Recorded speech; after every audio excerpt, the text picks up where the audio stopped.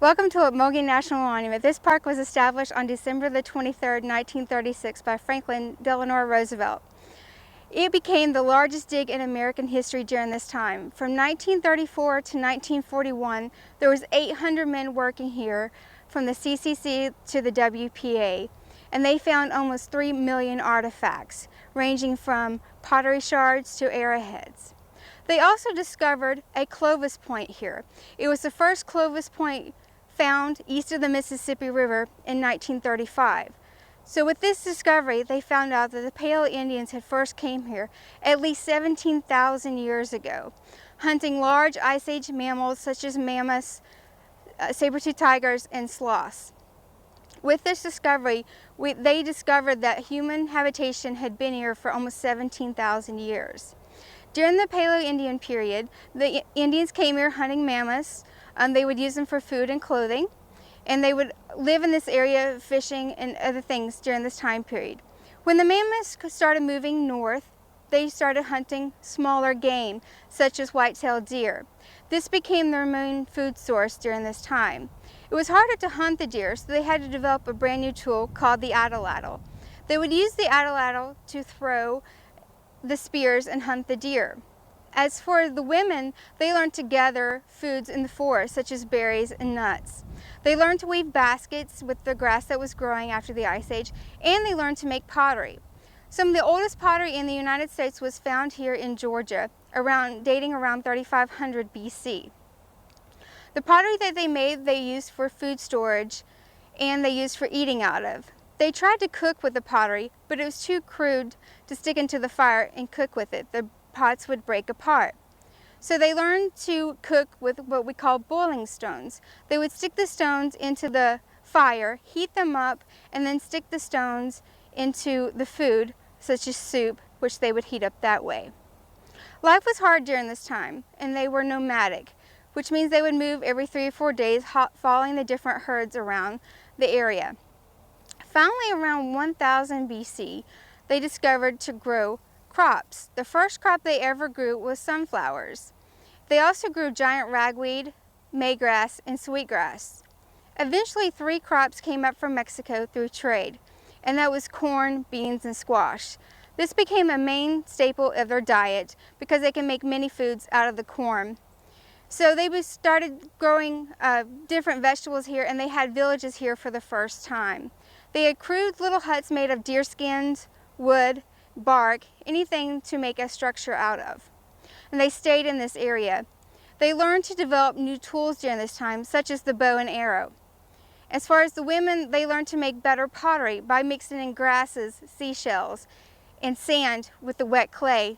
The pots were now strong enough they could use to cook with into the fire. During this time, they were actually starting to live longer because they had better health because of their better diet. But around 900 AD, there was a new group of Indians who came here, known as the Mississippians. They came here from the Mississippi River Valley. We think what is today the St. Louis area. There's a village there called Cahokia.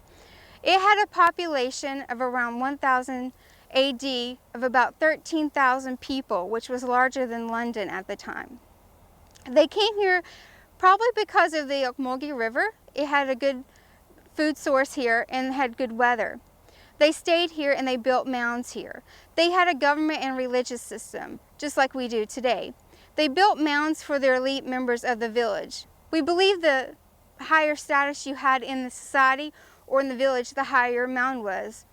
So our tallest mound that we have in the park today is 55 feet tall and about 90 feet wide at the base. They built these mounds basketful by basketful of dirt, each basket weighing 30 to 60 pounds each. We estimated that our Great Temple Mound, which is 55 feet tall, took about 10 million baskets to build.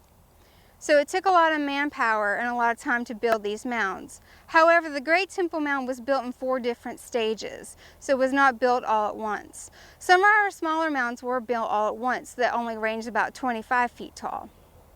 We do have one burial mound in the park, and that's where they would bury the elite members of the village.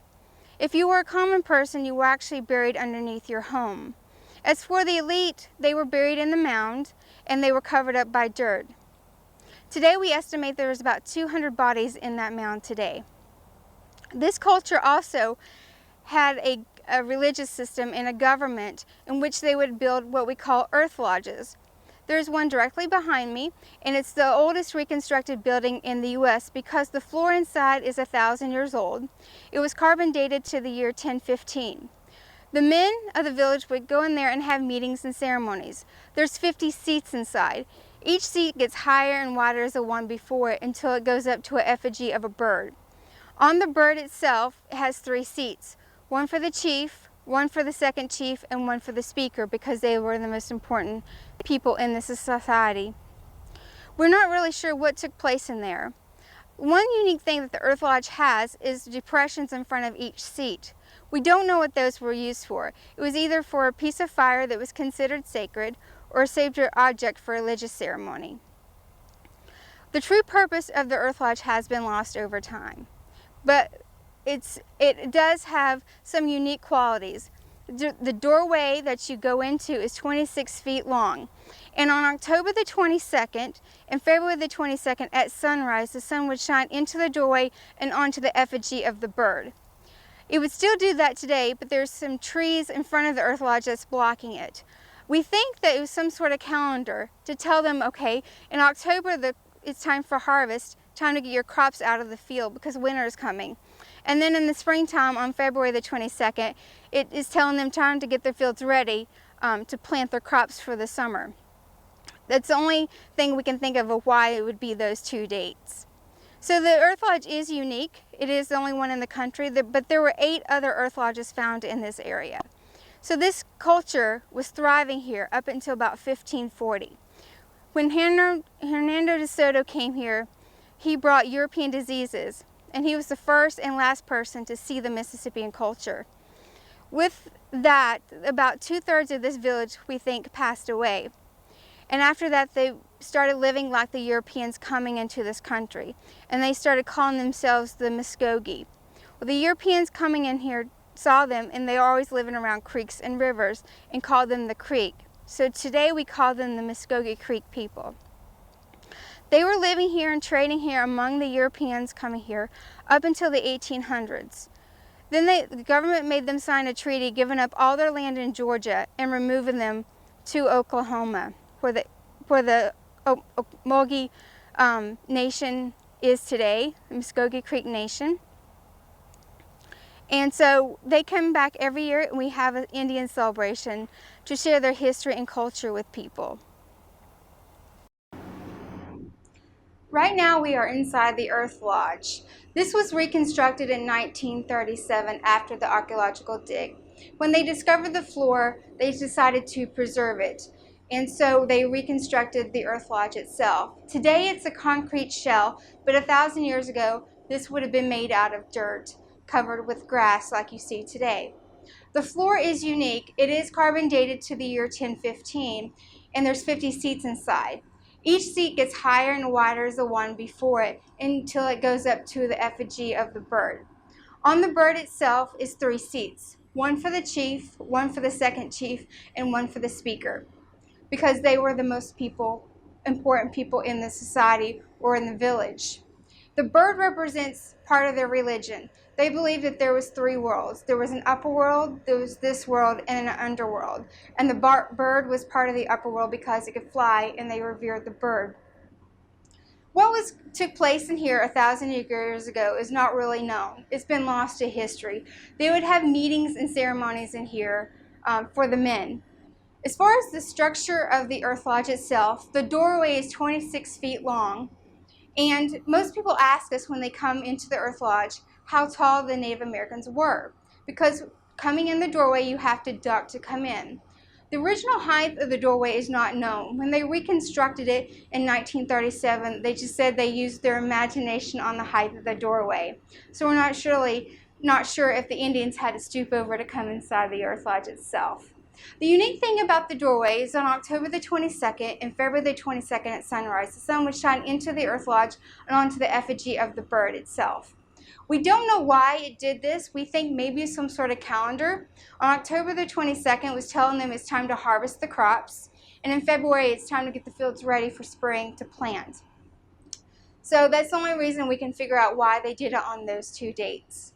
The other unique thing about the Earth Lodge is the 4 posts represent the 4 directions, which make a perfect 18-foot square. And the floor itself is only 6 inches off from being a perfect circle, which is pretty amazing considering they had no mathematical tools that we know of.